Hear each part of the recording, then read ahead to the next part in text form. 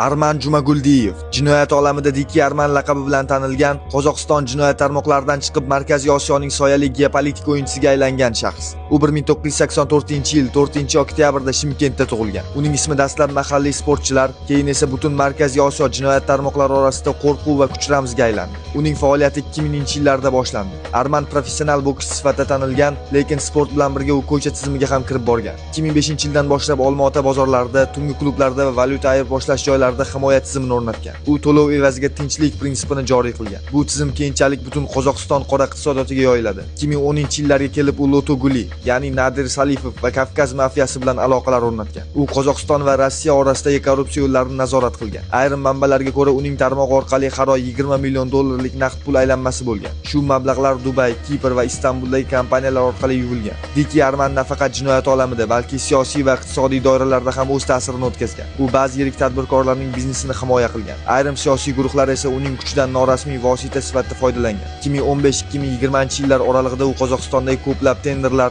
savdo markazlari va yer bitimlarida yashirin arbitraj rolini bajargan. Ammo 2022-yil yanvar voqealari hammasini o'zgartirdi. Olmaotadagi tartibsizliklar chog'ida u ko'chadagi mitinglar orasida paydo bo'ldi. Kimdir uni xalq tarafida, kimdir esa ko'chadagi qudratli o'yinchi sifatida ko'rdi. O'sha paytda uning odamlariga qurol tarqatilgani, ba'zi binolarni nazorat ostiga olgani haqidagi videolar tarqaldi. 7-yanvar kuni u hibsga olindi. Sud jarayoni 2023-2025-yillar oralig'ida davom etdi. Tergov materiallarida u tartibsizliklarni uyushtirish, noqonuniy qurol saqlash, jinoyat uyushmasini boshqarish moddalari bo'yicha ayblandi. 2025-yil 27-yanvarda sud hukmi e'lon qilindi. Diki Arman 20 yilga ozodlikdan mahrum etildi. Unga tegishli hisoblar muzlatildi. Kompaniyalar yopildi. 14 nafar sherigi hibsga olindi. Shunga qaramay uning nomi haligacha yashab turibdi. U tuzgan tizimning ildizlari Qozog'iston va Rossiyada hanuzgacha mavjud. Ayrim bizneslar hanuz Armanning odamlari orqali boshqariladi.